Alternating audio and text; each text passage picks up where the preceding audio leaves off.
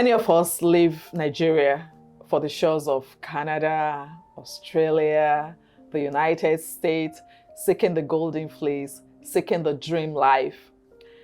For most people who leave, you live as professionals in Nigeria, people who are doing very well in Nigeria. And when you leave Nigeria, you're coming to this country, to whatever country you're going to. In this instance, I'll be talking about Canada. So you leave Nigeria and you come to Canada with these lofty dreams of, I was a professional back home. I'm going to continue being a professional in Canada. I'm going to live the dream life. And then you come and reality hits.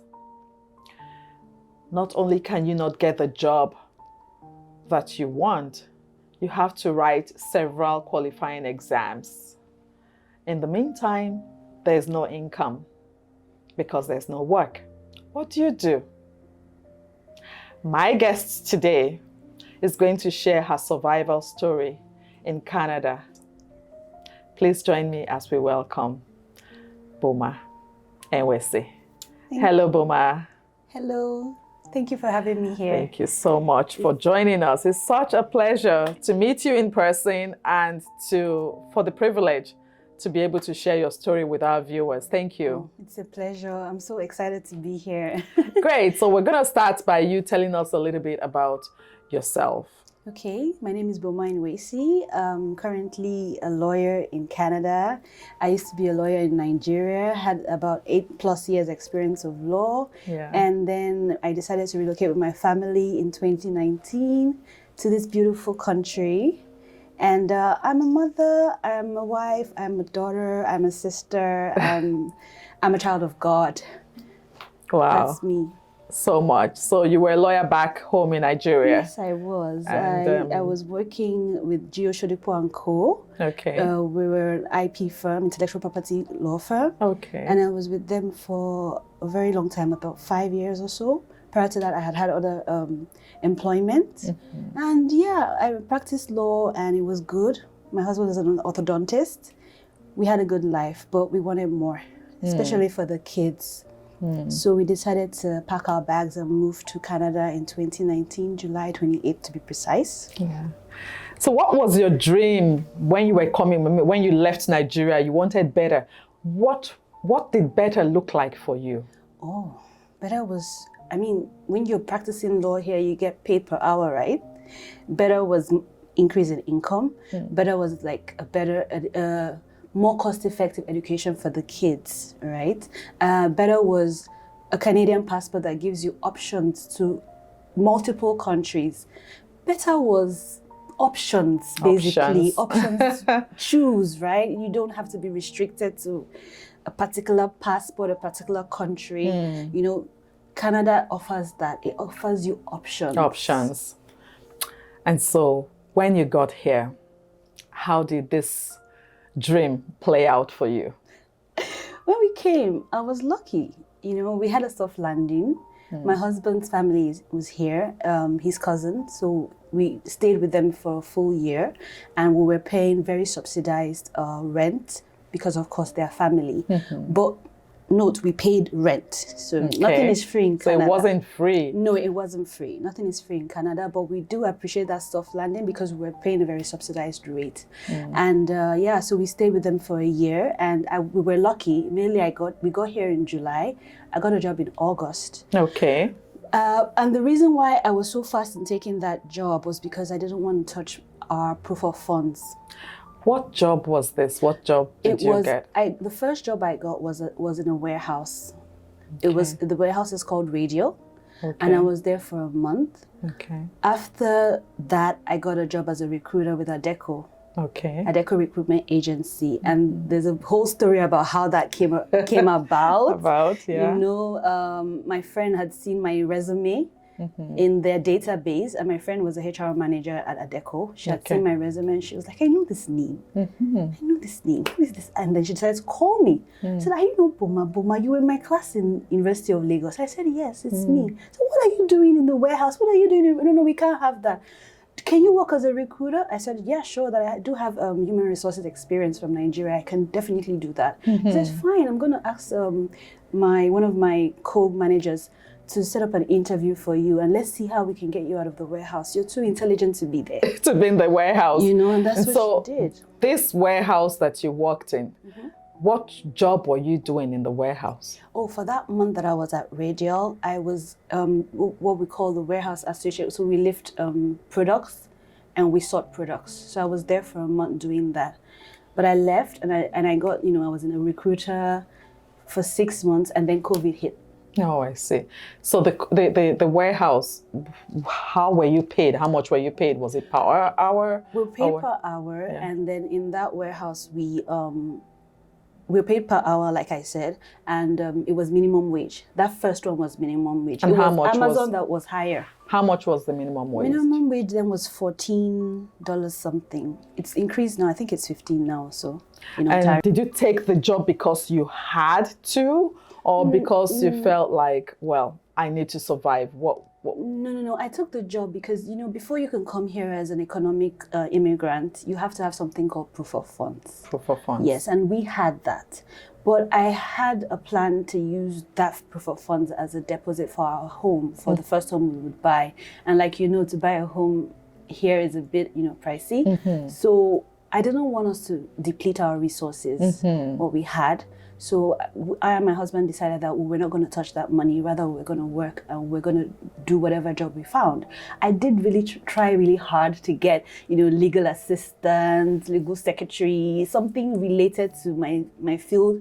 But it didn't come. And we came in July, and there was August, and we were about to pay $1,000 rent. And I was like, I'm not touching, I'm paying this rent from an income. I'm not paying this rent from my savings. Okay. And I was determined to do that. So I wasn't deterred by the fact that it was a warehouse role. Okay, great. So you had the support of your husband. So this was a dual effort, both of you. Definitely. We both decided that that was the way to go. If we wanted to achieve the dream that we had, be able to use our resources to get an asset instead of just spending it on recurring expenditure. Yeah, right? Absolutely. And so so after the work with Adecco, how much were you paid at Adecco? Adecco was giving me $19 an hour. So it was slightly better. 14, 19. Nice. Yeah, wow, you're moving months. up. Yeah, and then and then I was thinking, maybe I won't chase law, maybe I'll just do a human resources course and just maybe be a HR person or something. But COVID hit. And they laid a bunch of us off. And I was like, I've never lost a job before in all my years of working, right? In fact, I've left jobs. I was shocked because, they said it was due to the business needs. They couldn't, COVID hit, and then the supply chain was having problems because of the COVID. Everywhere shut down. Yes. So they had to reduce their staff, and they just laid off a bunch of us, and that was really shocking. And that was like a shake to our plans, right? Because I didn't want us to touch the savings. Yes. So I was like, what next? I started applying again. For 2 months steady, I was sending out my resumes to everywhere. Nothing was forthcoming as regards my experience being a lawyer and even with the HR experience. I wasn't getting anything. I found out from that experience that the recruiter role is very precarious. They lose their jobs very easily. There's a lot of attrition in that field anyway. So I learned by experience. Okay. And then I eventually got the offer to work in either Amazon. I got an offer from Amazon, and I got an offer from a care hospital where they take care of elderly people, a care home. Okay. Yeah, but I went with the Amazon. Why was that?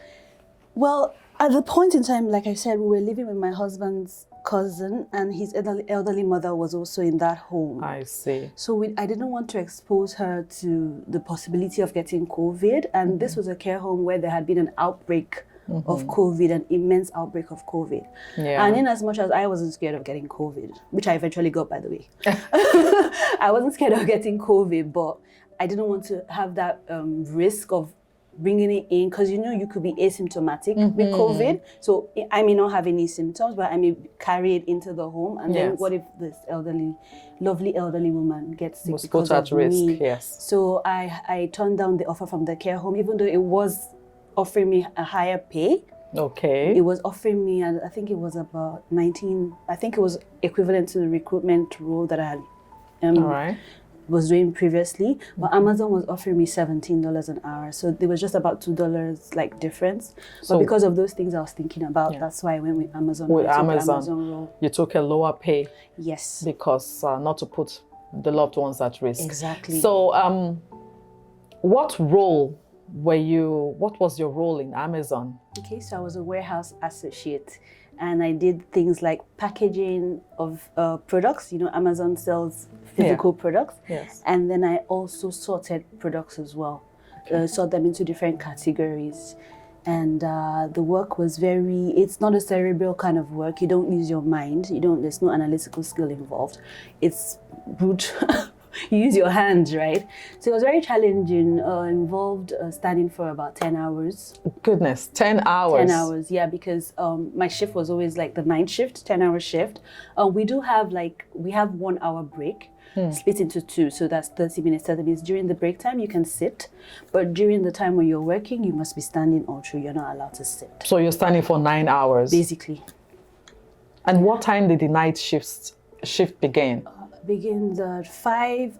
I used to leave my house at 5:30 to start at 6:30, and then I used to come back home in the morning. So it's all night. Wow. Yeah, come back in the morning. Now, taking a job for a night shift, have you ever done that before? Never. Taking a role of carrying products, warehouse associates. Associates. They call us fulfillment associates because we fulfill the needs of the client. Shoppers. Shoppers like a 24-hour delivery. Yes. So we gotta make sure you guys are fulfilling promises. Yes, exactly. And we have to be really fast in what it was with packaging. We have to be fast because people have made orders, right? Yeah. They want the goods in 24 hours. They want the goods the same day delivery. Things like that. So now this was way beneath your role as a professional, wasn't it? Yeah. Did you think about that when you were taking this role? Did that come across your mind to think, wow, this is beneath me. I can't certainly be working as a warehouse associate. Did you think about that? Not really. Do you know why? Tell me. I've always been somebody who understands that if you're not making more income than you are spending, something is wrong. So whatever it is, make sure you're making money. It's in the legal way, of course. So even back in Nigeria, when I was in school, I did work study. While studying in school, I did in Unilag, we have something you clean the offices. It's called work study. I did that. I also had side hustles. So I've always been entrepreneurial. I've sold recharge cards in Nigeria. I've sold rechargeable fans. I've always been like that. So I don't look down on any legal means of making some sort of income. And yet you're a lawyer, you're a professional. Yeah. The reason I ask this is because I know of several professionals, lawyers who have come to Canada and they just can't make sense of where they are. They're not working. I don't know if they apply to this kind of jobs. But from what I hear, many people, there are this kind of jobs, but people don't take them. They don't like to be seen as demeaning themselves or their status or, So tell me about that. Did you think about what society will say? Did you think of what people will say if they see Boma, the lawyer, working as a warehouse associate? Unfortunately, I'm so bad with being, I'm so bad with caring about what people think. It's really bad, even to the point where it took a while for me to start wearing makeup because I was like, I'm comfortable not wearing makeup. But my friends had to encourage me, but wear makeup. So I'm digressing. You're a beautiful woman. Anyway you slice it, whether with or without makeup. Thank you so much. So I'm not really moved by what people think, and I know the importance of financial independence and being able to take care of yourself and those that depend on you. I honestly don't like being a burden. It's difficult for me to ask for help.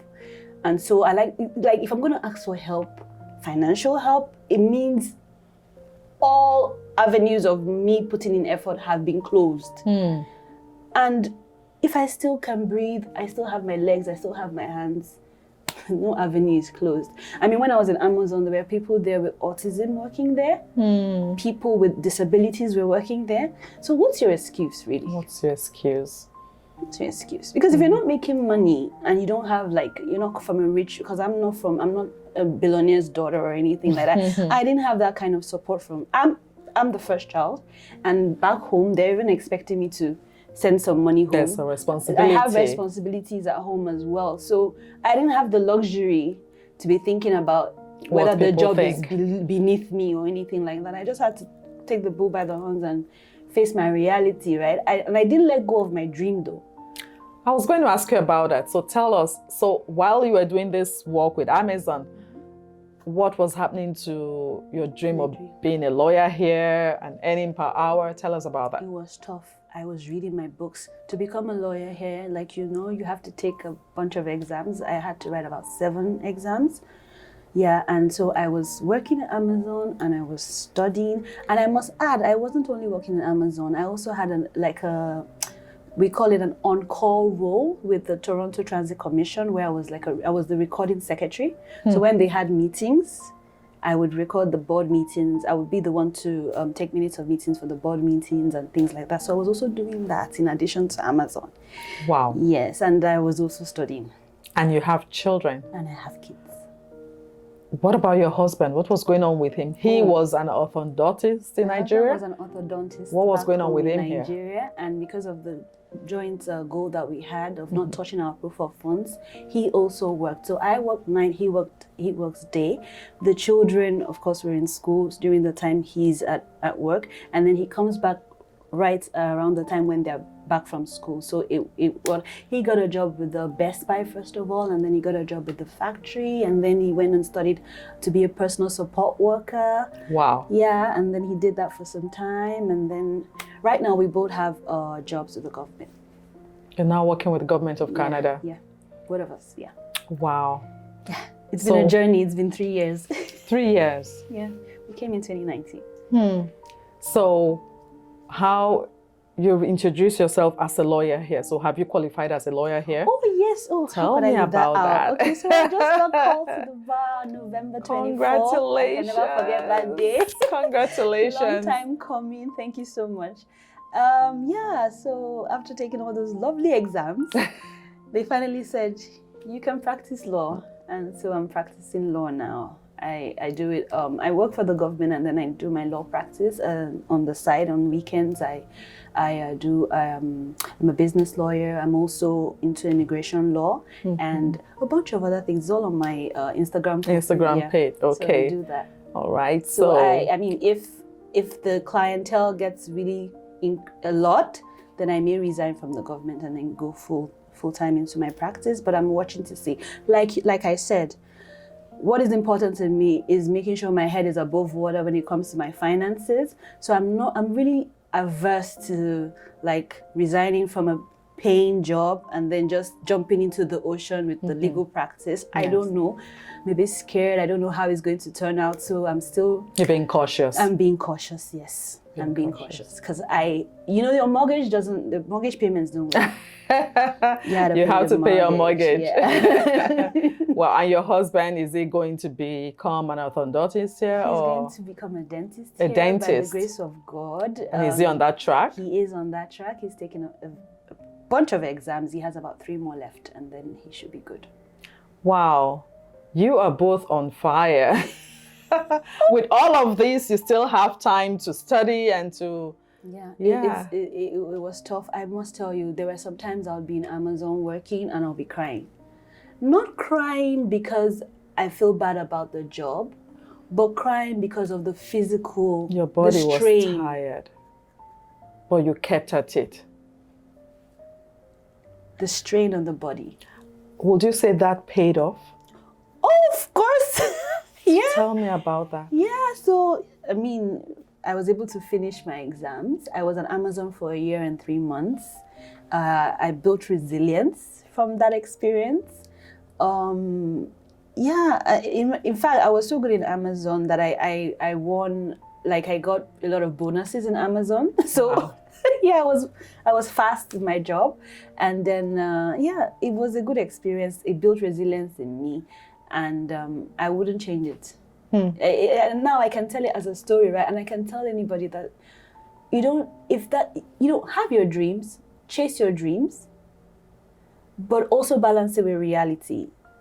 Because sometimes reality hits and things are not looking at the way you expect. Like I never expected that I would have to work in a warehouse, right? But that was my reality, and I embraced it.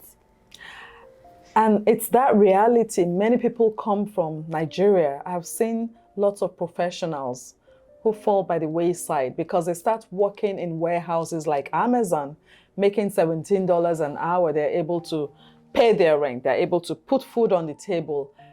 And because of the exhaustion and many other factors, they forget about the dream to pursue their profession. So tell me, what kept that dream alive for you? Because you were making money. I was. So what kept the dream to pursue, to write the exams, to become a lawyer? What was it? 2 things. The very first thing, my body, because my body wasn't comfortable with Amazon and I wasn't using my mind. I know I can use my mind to help people. I know I have that analytical ability. I'm cerebral.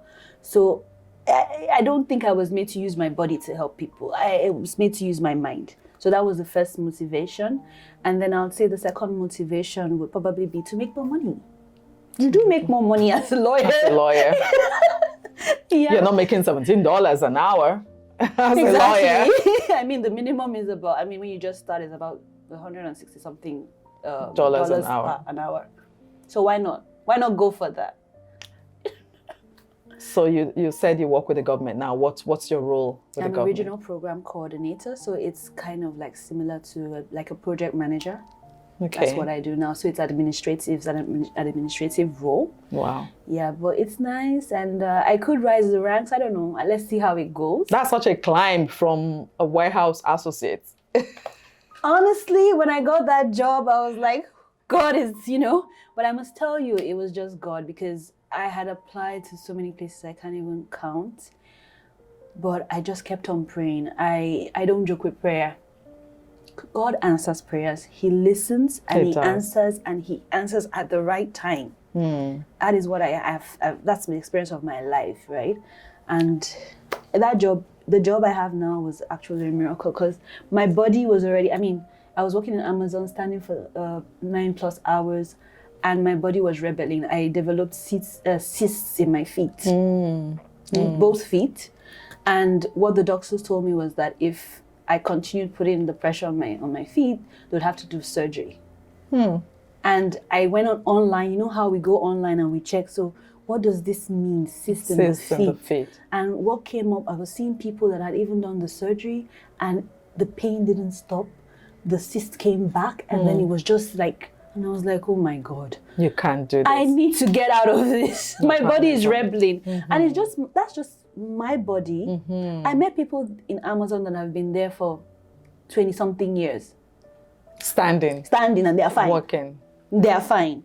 So for me, I think what happened is, because God knew that's not my destiny, He made my body not happy with it. Because if you were comfortable, who knows? If I was comfortable, I don't know. I probably would have maybe given up on your dream. But I doubt it. Yeah.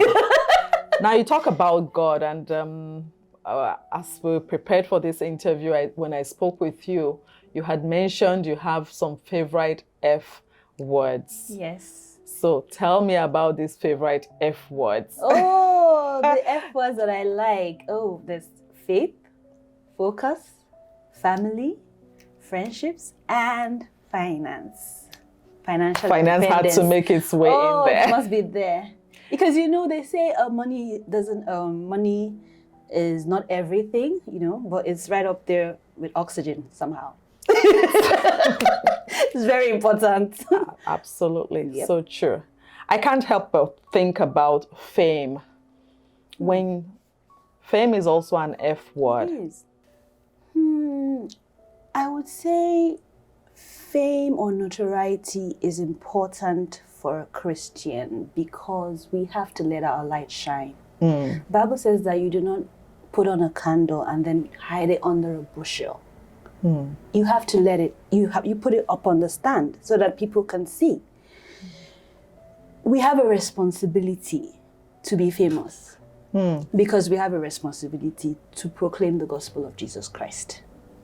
And so people your have fame, to know us, yes. Your fame is intertwined with your faith. Yes, exactly. That's the only reason. If it was, I can't think of any other reason why I would be interested in being known.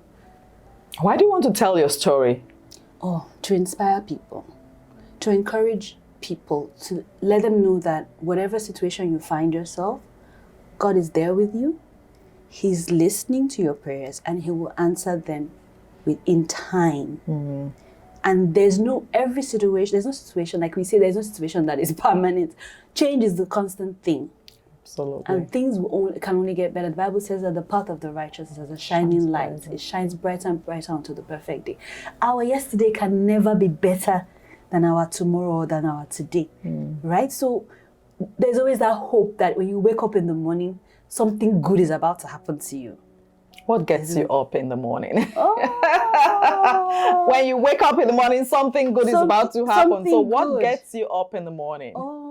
Just because I have this relationship with God and I know that He's a master planner and He's always working. He's always looking for something new to happen for you. He's the God of the new beginnings, right? So it makes me excited each day because I know that eyes have not seen, ears have not heard.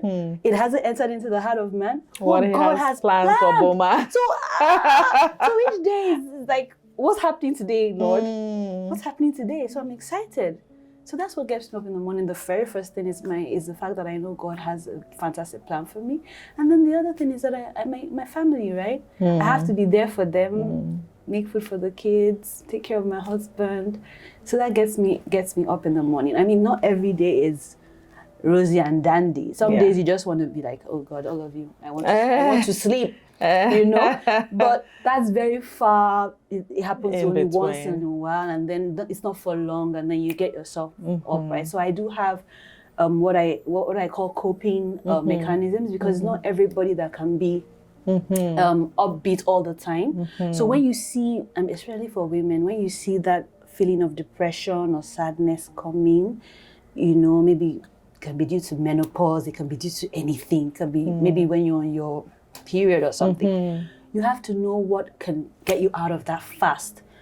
What helps me? Prayer, worship. So I was a worship leader back in Nigeria with Redeemed Christian Church of God. So I love worshiping God a lot. And then I watch comedies a lot. So I love to laugh.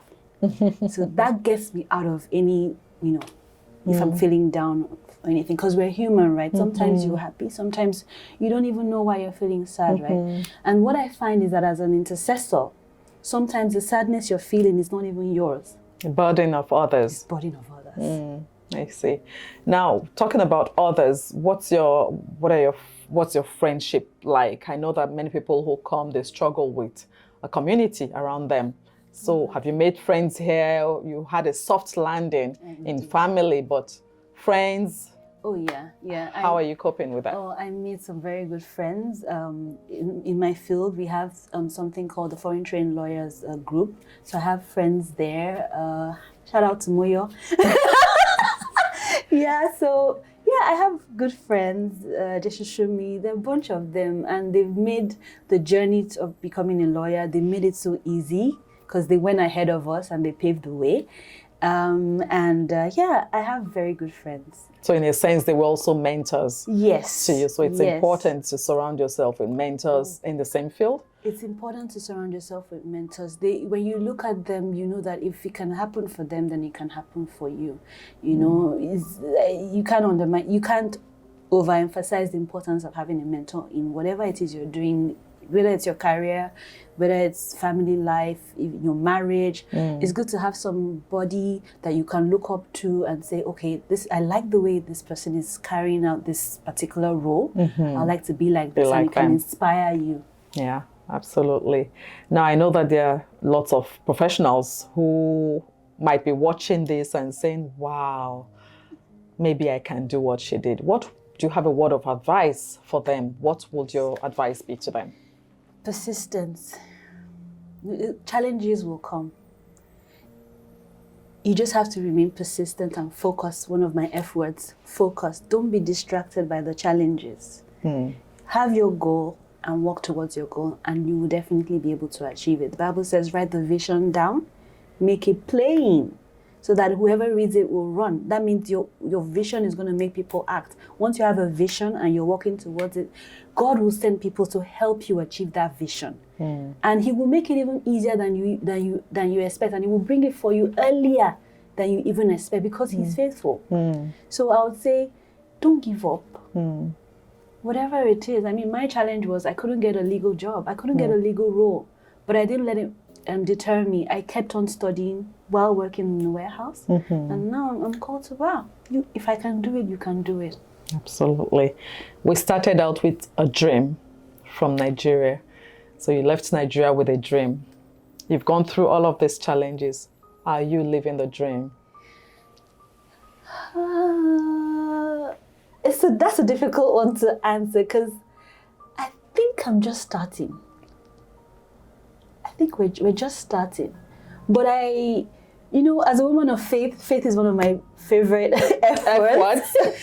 As a woman of faith, I know that for you to be able to see what you're having faith for, you have to first feel like you have it. So I feel like I'm already living the dream, even though I'm not yet, I'm just at the beginning.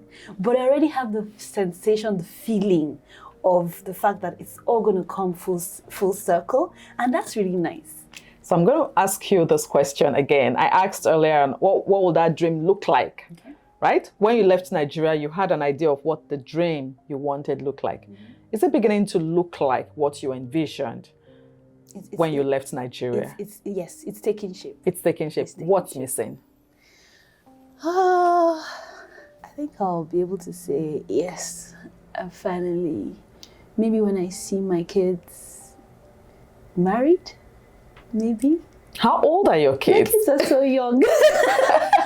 How old when I are say they? married, I mean just see them like, not necessarily married, but what I mean is see them like grown, right? My first is 13 and my second is 10. You have two. I have two children, yes. So they're pretty young. Yes. So your dream then is being fulfilled in your kids, is what you're saying. Yes. And not your dream. So this dream seems to have a part one, a part two. So let's focus on the part one, because I think part two will be your kids. Yes. So part one is you.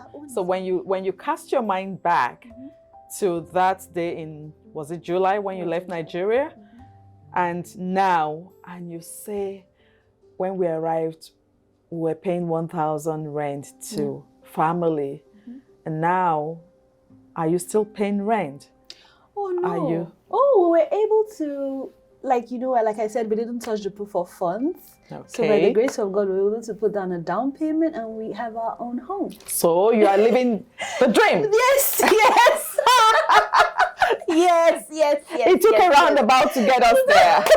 You are living the dream. Yes, I am. Wonderful. Definitely. So this is great, because I mean, not many people arrive in Canada and within 3 years, was it 3 years? 3 years. Are able to put down money, down payments to buy their own home. Especially in this precarious economy. Especially, and not after COVID and with inflation. Yep. And with all of that. Yeah. So congratulations on your home. Thank you very much. I can only wish you well and many more accolades.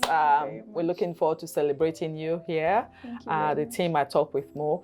Thank you for sharing your time and your story with us. It's been a privilege to share your story with our viewers and with the world. Your story is so inspiring.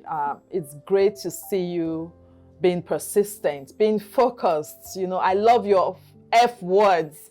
You know, we think of F words as something else, but you have given a new meaning to F words, which I'm sure many of our viewers will pick up and they would love. Thank you for sharing your story once again. We have a gift here for you, and it is a book from an author that we love here at Talk with Mo. It's written by Olajumoke Adenowo. I know her. You know her. Yes. Small World. And this book is about the acts of the Holy Spirit. This is volume 2. I'm giving you volume 2 because I want you to go out there and get volume 1. Volume 1 is, yeah, you really can't go wrong with this. And we all do need the Holy Spirit. And I am glad that you're a woman of faith. And so is Jumoke Adenowo. And I'm sure she would love that we are reading this book that she took time to pen down. So thank you for coming. Thank you very much. And we appreciate you. Thank you very much for having me. Thank you so much. I just want to end by saying, whatever the dream is, don't give up. Stay focused. It's a dream for a reason. It will come true. Boma said persistence had paid off for her. She was persistent. She had a focus. They had a vision as a couple to not touch that proof of funds. Whatever that means, I don't know. But to not touch that proof of funds. Yeah. And whatever your proof of funds is, there can be much more. So I'm signing off today. Don't forget to share. Don't forget to subscribe. Please keep the subscriptions going. Please keep sharing. I am so grateful for your love, for your support of this channel, and for your support in sharing these stories. They are authentic. They are real life. They are life-changing stories. We're looking forward to coming your way again, but I don't want you to miss our next episode on Talk with Mo. So please go ahead and click on that notification bell if you haven't done so. And if you haven't subscribed, what are you waiting for? We love you. Until next time, catch you later. God bless you.